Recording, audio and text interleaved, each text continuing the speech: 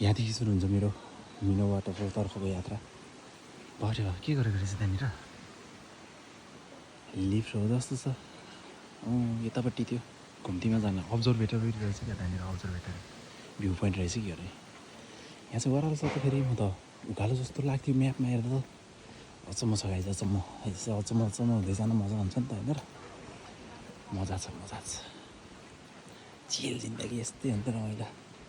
तपाईँ पनि घुम्नुहोस् है, घुम्नु पछि नआउनुहोस्। म यहाँ एक्लै घुमिरहेको छु, जङ्गल उस्किसक्यो झ्याम लाएर।